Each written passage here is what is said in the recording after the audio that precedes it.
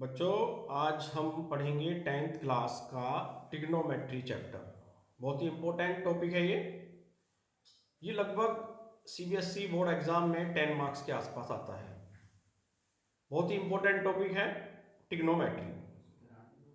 Trigonometry right angle triangle पर based exercise है। इसमें 6 मेंबर होते हैं: साइन, कोस, टेन, कोसेक, सेक और कॉट। इसमें सबसे पहली जो टाइप है वो रेशो वाली टाइप है। रेशियो। रेशो किसका रेशो बेटा? रेशो, पहले मैं आपको एक राइट एंगल ट्राइंगल बनाता हूं। राइट एंगल ट्राइंगल जिसमें एक एंगल 90 डिग्री का होता है और बाकी दो एंगल एक्यूट एंगल होते हैं। एक्यूट एंगल बेटा 90 डिग्री से जो कम होते हैं वो एक्यूट एंगल होते हैं। सपोज करो मैं इस एंगल सी को थीटा कह रहा हूं, इस एक्यूट एंगल को थीटा कह रहा हूं। तो ये आपको ध्यान रखना है, जिस एक्यूट एंगल को मैं कंसीडर कर रहा हूं उसके सामने परपेंडिकुलर होता है। थीटा के साथ वाली जो लाइन है वो बेस होती है बच्चों, और 90 डिग्री के सामने हमेशा हाइपोटेन्यूस होता है।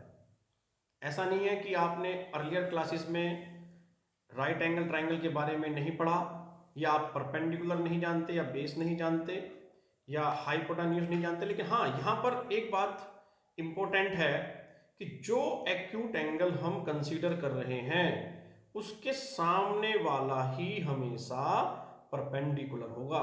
ये बात बड़ी इंपॉर्टेंट है। सपोज करो मैं एक फिगर और बना रहा हूं।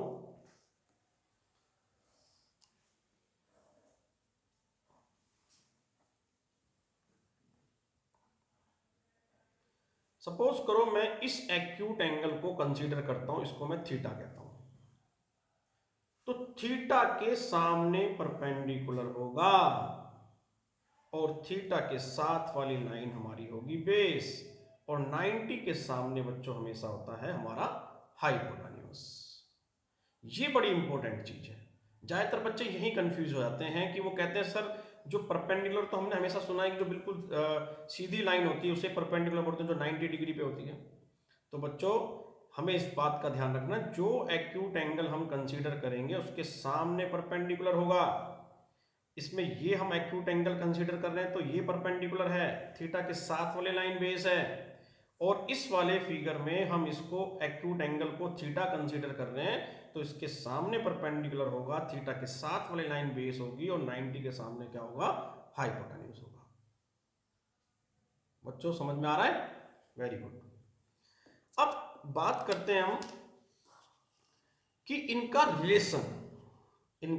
रिलेशन ट्रिग्नोमेट्री के जो 6 मेंबर हैं उनके साथ किस तरह से हम इसको लेंगे।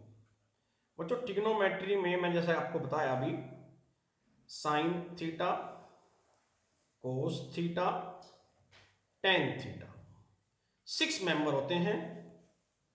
इसमें हम बिल्कुल ये सीक्वेंस यही रहेगा सेम, आप इसको आगे पीछे नहीं लिखेंगे। Sine theta, cos theta, tan theta. अब सवाल उठता है थीटा क्या है?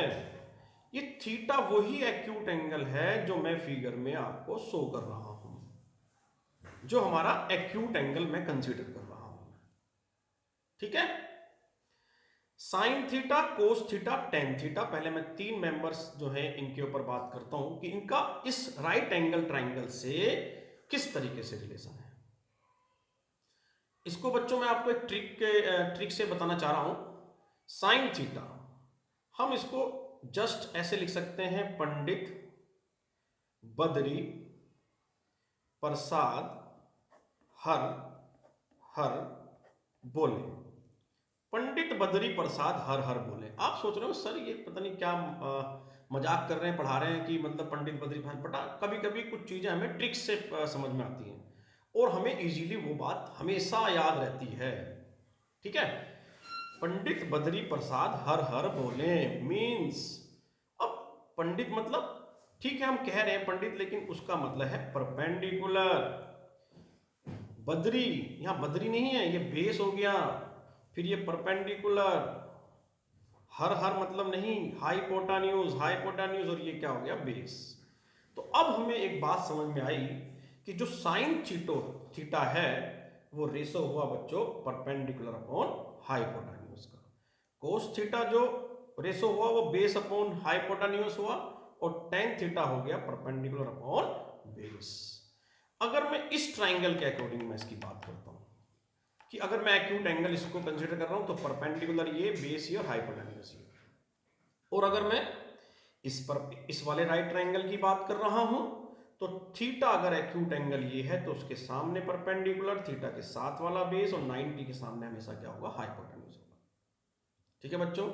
अगर मैं आपसे पूछूं बच्चों बताओ साइन थीटा किसका रेशो होता है, तो आपको तुरंत जवाब देना सर परपेंडिकुलर अपॉन हाइपोटेन्यूज। अगर आपने, मैं कोस थीटा पूछता हूं तुरंत बच्चों आपको क्या बोलना है कि सर ये रेशो होता है बेस अपॉन हाइपोटेन्यूज। बच्चों अगर मैं आपसे पूछता हूं टेन थीटा क्या होता है, तो आपको बोलना है परपेंडिकुलर अपॉन बेस। बड़ा ही इंपॉर्टेंट टॉपिक है। इस चैप्टर को बेटा मैं आपको टाइप वाइज कराऊंगा, ठीक है। टाइप के अकॉर्डिंग कराने से हमें ये बेनिफिट मिलता है कि हमारे को ये पता चलता है कि किस चैप्टर में कितने टाइप आती हैं एग्जाम में और कितने मार्क्स की वो टाइप्स हैं, और इस तरीके से ओवरऑल हम उस चैप्टर को कंप्लीट कर लेते हैं। नाउ मूव टू द बाकी जो तीन मेंबर हैं इसके। साइन थीटा के नीचे हमेशा बच्चों कोसेक थीटा लिखना है, कोस के थीटा हमेशा सेक थीटा लिखना है, और टेन के नीचे हमेशा कोट थीटा लिखना है। अब कोसेक सेक कोट के लिए आपने कुछ नहीं करना, बस जस्ट जो साइन थीटा की जो वैल्यू थी उसको रेसिप्रोकल करना है। ध्यान रखना है क्या करना है, रेसिप्रोकल करना है, यानी उल्टा कर देना है। h upon P, cos theta h upon P, और tan theta b upon p। अब बच्चों क्या समझ में आया हमारे को, ये हमें समझ में आ गया 6 मेंबर हुए ट्रिग्नोमेट्री के, जहां पे थीटा एक एक्यूट एंगल ले रहे हैं हम, ठीक है। उनके अकॉर्डिंग कोसेक थीटा की वैल्यू क्या हुई, hypotenuse upon perpendicular, sec theta हमारा हो गया hypotenuse upon base, cot theta हमारा हो गया बेस अपॉन परपेंडिकुलर। बच्चों रेशो वाली टाइप में ये चीज समझनी बहुत जरूरी है। बच्चों एक एग्जांपल लेते हैं, एग्जाम में क्वेश्चन किस तरीके से आएगा।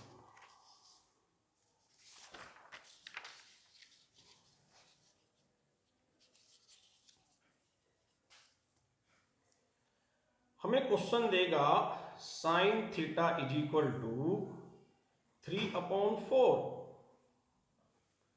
Find other trigonometric ratio. ये क्वेश्चन हो गया।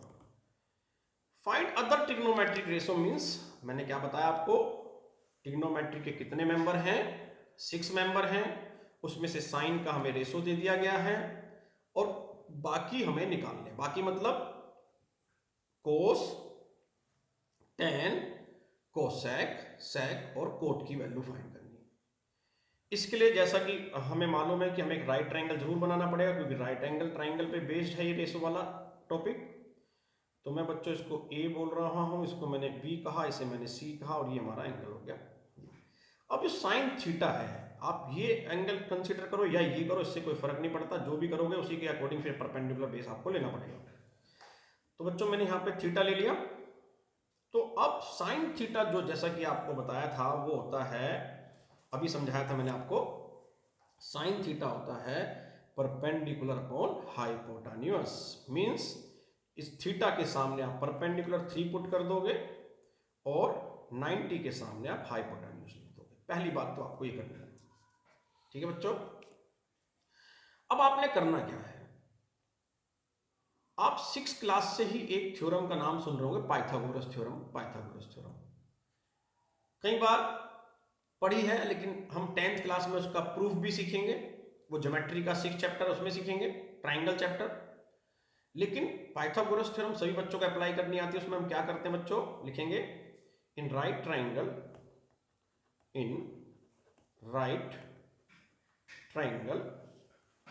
By the Pythagoras theorem. इसमें क्या होता है बच्चों, 90 के सामने जो हाइपोटेन्यूज है उसका स्क्वायर अदर 2 साइड के स्क्वायर के सम के इक्वल होता है। समझ में आ रही है? Very good. AC का स्क्वायर यानी 4 का स्क्वायर, ए भी हमारा हो गया बच्चों 3, BC हमारे को गिवन है तो BC को BC रहने देंगे। 4 का स्क्वायर 16, 3 का स्क्वायर बच्चों 9 प्लस BC स्क्वायर, ये 9 इधर आके माइनस हो जाएगा बच्चों BC स्क्वायर, ठीक है। ये आ गया 7 BC स्क्वायर, और बच्चों BC क्या हो जाएगा हमारा, BC हो जाएगा √7। कितना हो जाएगा? √7। इसको हम BC को √7 लिख सकते हैं। इतनी बात समझ में आ रही है? बोलो बच्चों। √7 यानी कि हम पाइथागोरस थ्योरम से थर्ड साइड निकाल लेंगे।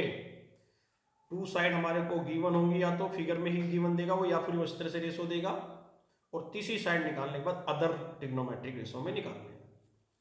वो कैसे निकालने हैं देखो। सबसे पहले हम निकालते हैं कोस थीटा। कोस थीटा बच्चों मैंने बताया था आपको, मैं दोबारा से इस पेज में बता दूं, बेस अपॉन हाइपोटेन्यूज, ठीक है, बेस अपॉन हाइपोटेन्यूज। तो बेस क्या है हमारा, बेस हमारा थीटा के साथ वाले लाइन √7/4, तो ये हो जाएगा √7/4। ऑलराइट। इसके बाद tan थीटा बच्चों वो क्या बताया था, देखो tan थीटा मैंने बताया था परपेंडिकुलर अपॉन बेस, तो वो हमारा हो जाएगा परपेंडिकुलर क्या है यहाँ पर थीटा के सामने 3/√7। आप चाहो तो इसको ऐसा भी छोड़ सकते हो, लेकिन मैथमेटिक्स में कहा गया है कि कभी भी रूट की वैल्यू डिनोमिनेटर पर नहीं होनी चाहिए। तो इसके लिए क्या करेंगे हम, 9th क्लास में आपने एक टॉपिक पढ़ा होगा रैशनलाइजेशन, तो इसको अगर आप रैशनलाइजेशन करोगे तो वेल एंड गुड, इतना भी छोड़ दोगे तो कोई बात नहीं, लेकिन आप रैशनलाइज करें तो ज़्यादा अच्छा रहेगा। तो इसका आंसर आएगा बच्चों 3√7/7। तो ये वैल्यू हुई कोस की tan की। अब बचा कौन सा, कोसेक थीटा। कोसेक थीटा बच्चों मैंने आपको क्या बताया था, hypotenuse upon perpendicular, hypotenuse upon perpendicular. तो वो क्या है देखो, हाइपोटेन्यूज 4, परपेंडिकुलर थीटा के सामने 4/3। अब चलते हैं बच्चों सेक थीटा, क्योंकि 6 मेंबर, उसने बोला क्वेश्चन में क्या बोला, find other trigonometric ratio, means एक दे रखा हो बाकी 5 निकाल ले। सेक थीटा, सेक थीटा बच्चों मैंने आपको बताया था H/B यानी हाइपोटेन्यूज अपॉन बेस। हाइपोटेन्यूज इस क्वेश्चन में क्या था 4, ठीक है, और बेस क्या है हमारा √7, 4/√7, 4/√7। इसको इसी तरीके से फिर से रैशनलाइज करेंगे तो ज़्यादा अच्छा है, नहीं भी करेंगे तो कोई ऐसी बात नहीं है, 4√7/7 वैसे आपको करना ही है। सेक हो गया बच्चों। तो अभी तक हम 4 ट्रिग्नोमेट्रिक रेशो फाइंड कर चुके हैं। रेशो क्यों है, न्यूमरेटर अपॉन डिनोमिनेटर, जब भी हम इस फॉर्म में लिखते हैं तो रेशो की फॉर्म हो जाती है। Now move to the cot theta. ये कोट थीटा मैंने आपको क्या बताया था, बेस अपॉन परपेंडिकुलर। बेस इस क्वेश्चन के अकॉर्डिंग बेस क्या है, मैंने बताया था थीटा के साथ वाली लाइन बेस होगी √7/3, √7/3। तो बच्चों ये क्वेश्चन हमारा इस तरीके से कंप्लीट हो गया है, ठीक है। तो इसमें काफी क्वेश्चंस और भी हैं जिनको हम बारी बारी से नेक्स्ट वीडियो में पढ़ते रहेंगे, ठीक है बच्चों। होपफुली आपको समझ में आया होगा, और नई वीडियो के साथ मैं आपके सामने फिर से हाजिर होऊंगा। तब तक के लिए बेटा आप stay at home. Okay, good bye. बच्चों अगर आपको लगता है कि इस क्वेश्चन में आपको कुछ चीज़ समझ में नहीं आया, कोई पार्ट समझ में नहीं आया, तो आप कमेंट में जाकर के वो डाल सकते हो, और आपका जो भी कमेंट होगा उसके लिए मैं दूसरी वीडियो में दोबारा से मैं इसको अच्छी तरह से और समझा दूंगा, ठीक है बच्चों। ओके।